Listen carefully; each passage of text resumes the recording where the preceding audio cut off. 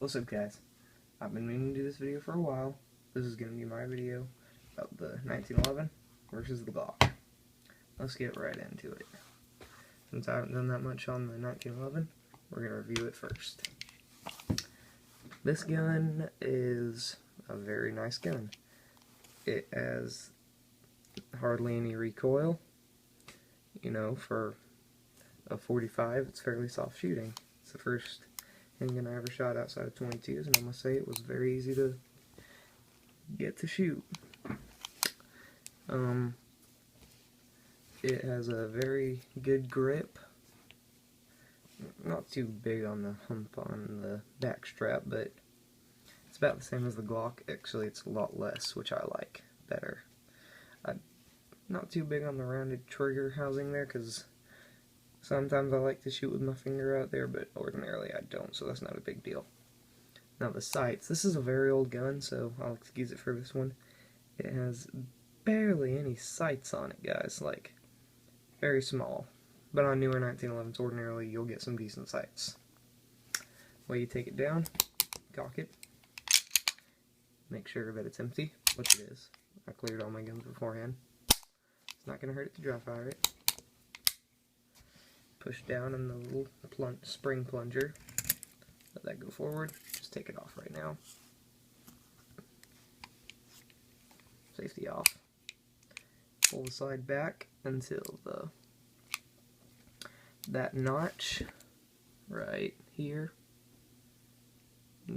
matches where the slide lock is.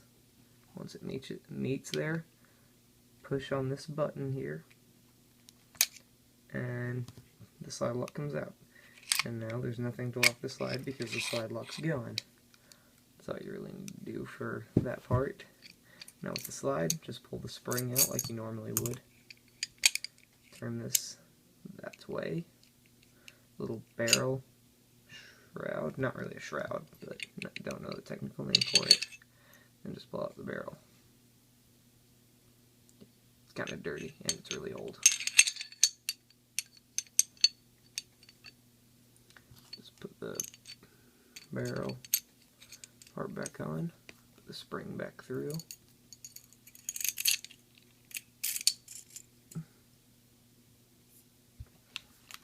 Match up the rails again.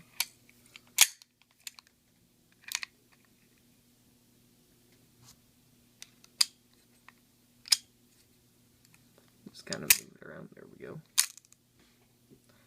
Low battery. Okay. Put the notch back there. There we go.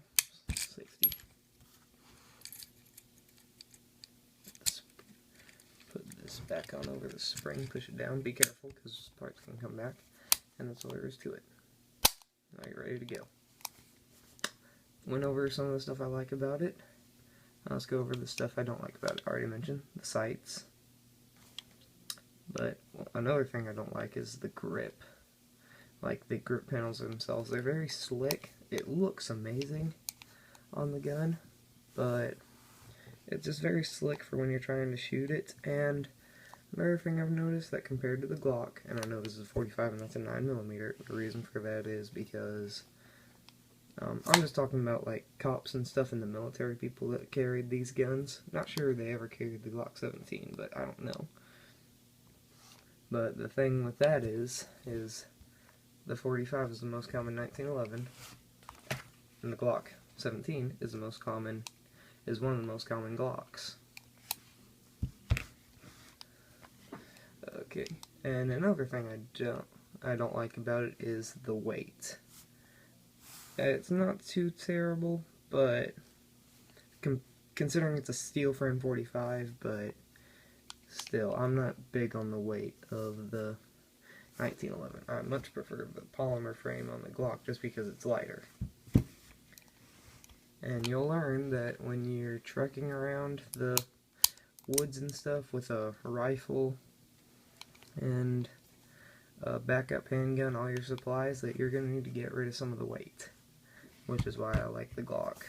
But I love both of these guns. I would have no problems carrying this gun in the woods, just have to hike up your pants a little bit more than I would like to. That's pretty much all I got for you guys on the 1911. If I think of anything else, I'll let you know. Also, wish that the magazine release would stick out more, but that's not a problem for me at all. It just might be for some people. And my baby, the Glock. I love both of these guns, almost the same. There will be really no real winner in this. It's clear. Oh, here's something else that I forgot to mention about the 1911. Is the trigger in the 1911, even this old one, is an amazing, amazing trigger. It's smooth, it's light, and it's crisp. The Glock, it's also pretty smooth, but it's not very light. It's pretty safer if you're going to carry it. But, you know, for just regular target shooting, it took me a while to get used to that trigger. The sights are okay. I'm probably going to be switching those out pretty soon for some Mepper lights, which I've mentioned before. The bore axis on the gun is a lot lower, meaning that there would be less recoil, because as opposed to holding it down here and it would flex up more when it's up here, it's just going to be more of a straight push back rather than a flip. Disassembly for this gun, super easy. Pull back. Done.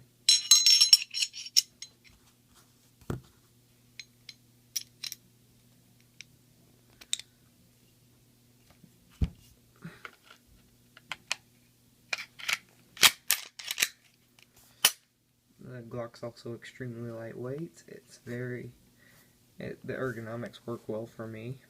The reset is really good. That's where you start to pull it. This is where the reset goes. Right there. Yeah. And this one does have the extended slide release on it, so there are a few modifications. I do have the Ghost 3.5 pound connector in this gun. And there should be a video out on that, and if there's not, there will, and if it's not, there will be.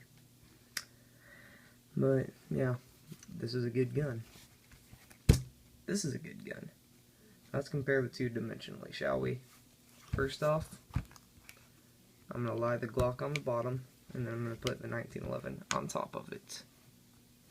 I'm going to pick up the camera slowly. And you'll notice I'm going to have to stand up here. They are almost going to move this pin out of the way. The same size, exactly. Grip's almost the same size, even the part of the grip's the same. It's just a little bit longer on the back strap.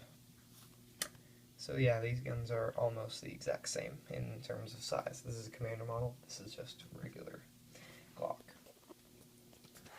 Now, one thing that I don't understand, I mean, I kind of understand it, but, you know, people say, oh, the Glock 17 is too big to be carrying inside the waistband, but people have no problems in carrying the 1911 inside the waistband. At least a lot of people I know don't.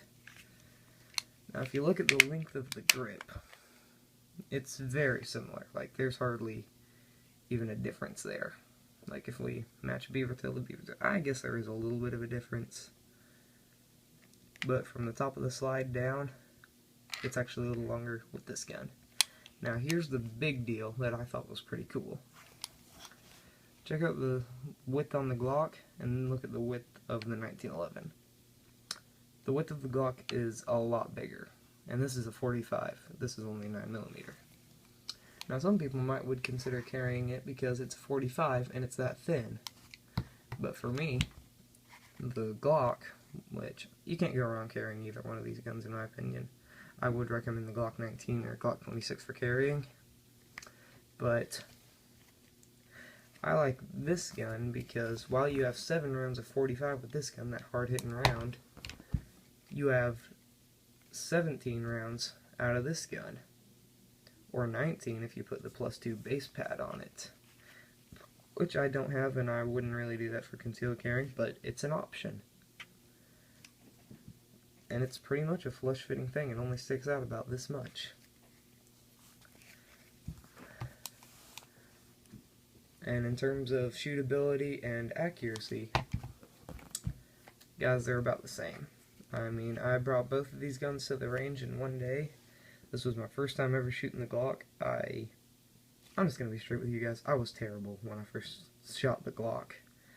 I was shooting over a 5-inch target that I was shooting at.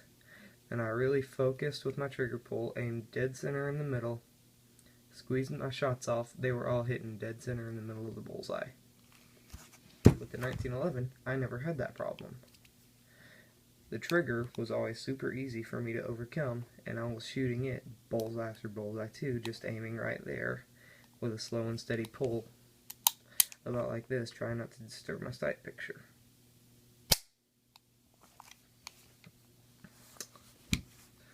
But another thing that I've noticed with both of these guns at the range, not in the same day, but I've shot, normally when I go to the range I only shoot around 50 rounds out of each gun, because that's about all I can afford to do. And with the 1911, before I shot like 3 magazines out of this gun, and I was beat. Like, the recoil, while you don't really feel it that much, it's still there, and it is a kind of a butt kicker when you're holding it out there, and it's kind of hard for you to focus. Like, because you're shaking around so much because you're tired, and then when you shoot, the recoil. Now, most of you guys can do it. I'm just a weenie, so maybe not. But with the Glock, it's lightweight, and you can hold it out there forever. And the recoil is not so bad that you can shoot it probably all day. At least I probably could. So if recoil is a big deal for you, you won't notice too much of a difference between the two. But there is a difference, and if you're going based off recoil alone, I'd go with Glock 17. Glock 17 also holds more rounds than this gun. Also holds more rounds than the 1911. But the 1911's a lot thinner. Glock's a lot lighter weight. But the 1911s, especially the newer ones, have just a little bit better ergonomics and are more comfortable in your hand, have a lot better trigger, and are easier to shoot right out of the box. After it's all said and done, this is just my opinion, guys. In no way does my opinion matter for anything other than just what I think about the guns. And if you love 1911s, good on you. If you love Glocks, more power to you. But the gun that I would choose if I saw, say the zombie apocalypse just broke loose and there is a 1911 sitting on the ground, I can only take one due to, I don't know, whatever reason, I can only take one of the guns. I would go for the Glock.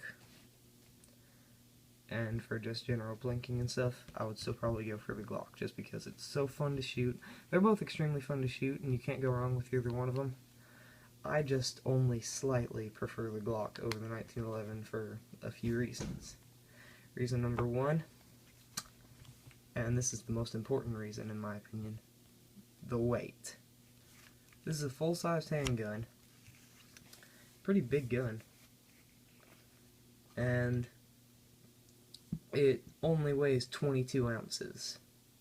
With 17, I'm not sure if that's the weight. Yeah, I think the weight loaded is like 23 or 24. That's amazing for the size of the gun compared to the weight. Another reason is it has less recoil, and in terms of recoil, you can shoot a lot quicker. And another reason is for a good 1911, you're going to be spending a lot more money. And if this is the only gun you have, like during the zombie apocalypse or something, which I don't really think will happen, but just as a reference, you lose this gun, you're out a lot of money. Or say it gets stolen, it's going to be hard for you to replace that after you just spent a few $1,000s on a very good one. Whereas Glocks, you can pick them up almost anywhere. Like, same exact model as your other one, and with any modification you want to do to it, like just normal ones, it's not that much money to go ahead and redo it.